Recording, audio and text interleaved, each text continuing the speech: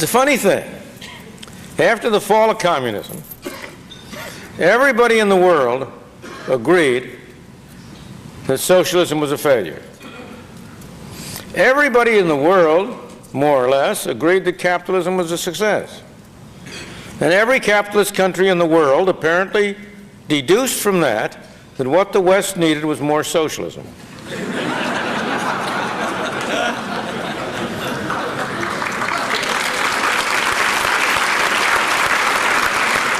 And it doesn't matter whether you're talking about the United States or you're talking about Germany or you're talking about Britain or many another country, or Japan for that matter. But that's obviously absurd. And let's look right now, the opportunity that we have to as close a thing to a free lunch as you can conceive of.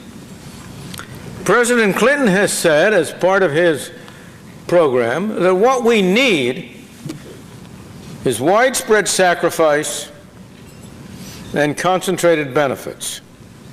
He doesn't stress as much the fact that there would be concentrated benefits as he does that we absolutely have to have higher taxes and sacrifice in order to get this so-called deficit under control. The fact is that we need exactly the opposite. What we need and what we can have and what is the nearest thing to a free lunch is widespread benefits and concentrated sacrifice.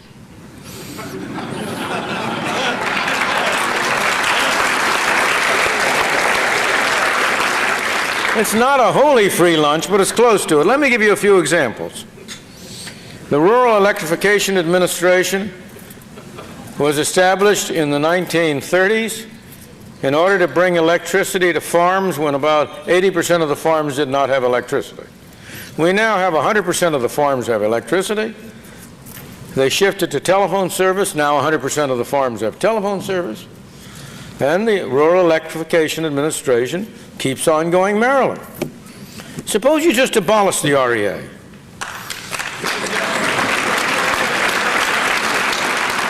All it's doing is making low interest rate loans to concentrated interest, mostly to so-called public utilities, the electric telephone companies.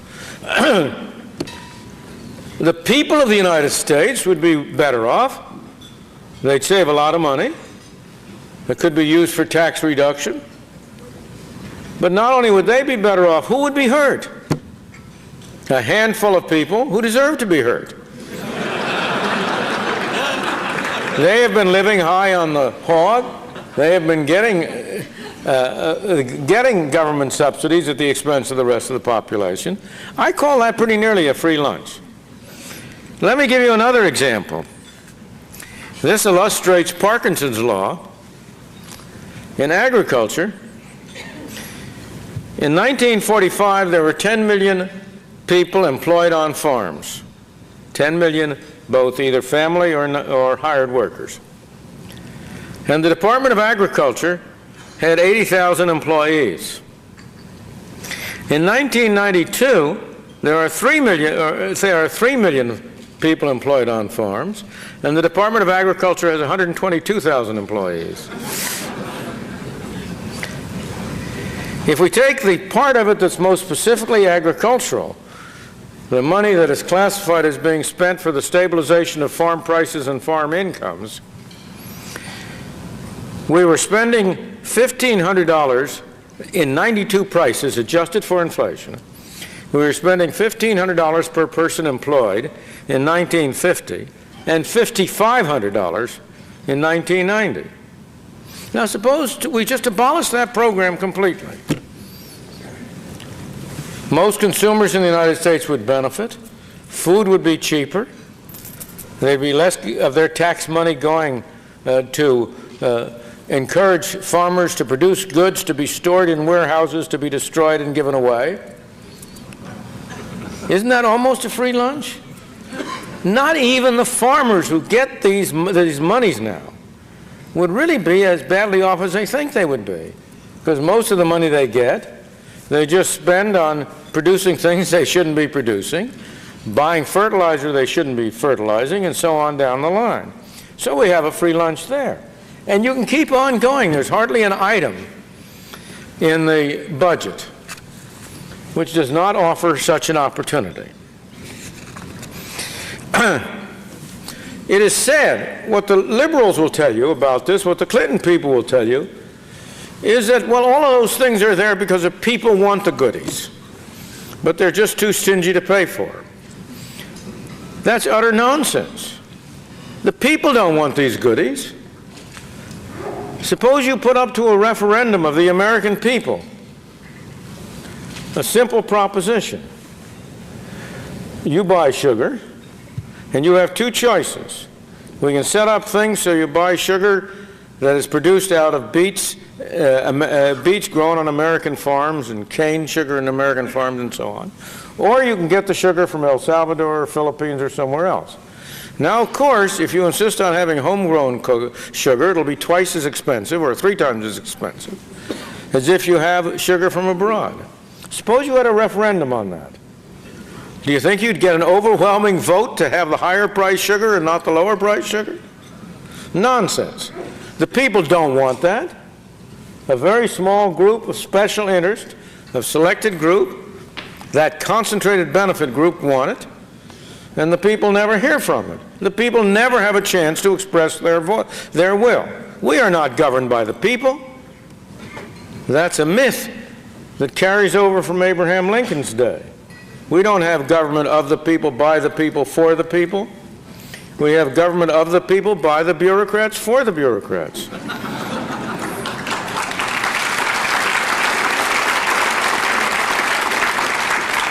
Again, let me take another myth.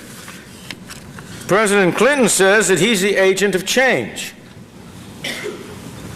Without asking what kind of change and whether it's good change or bad change, but leave that aside for a moment. That simply is, in the economic area for the moment, that's false. And the reason why he gets away with it is because of the great mistake of talking about the 12 Reagan-Bush years as if they were one period. They weren't.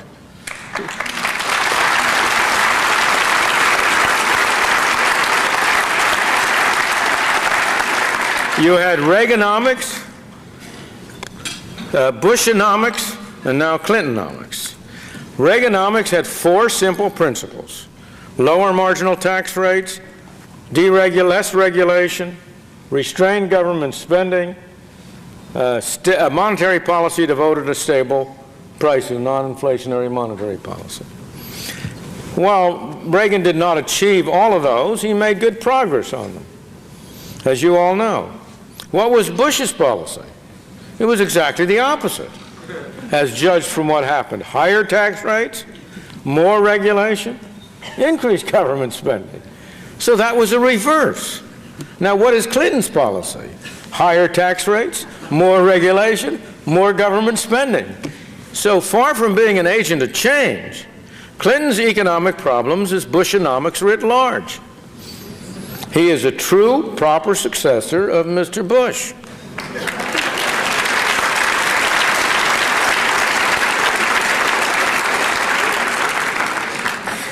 We know what the results of reverse Reaganomics were.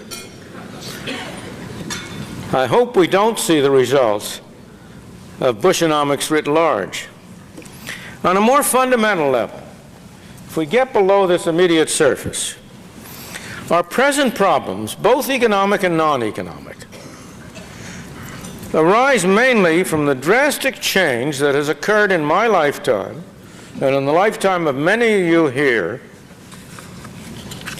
about the relative importance of 2 markets, 2 different markets, for determining who gets what, when, where, and how. We have 2 such markets. We have the economic market operating under the incentive of profit. And we have the political market operating under the incentive of power. And what has happened in my lifetime was that the relative importance of the economic market has declined in terms of the fraction of the country's resources that it is able to use, and the importance of the government market, of the political market, has greatly expanded. To summarize, but I want to go on at a little greater length, but to say in advance, what we have been doing in my lifetime is to be starving the market that has been working and to be feeding the market that has been failing.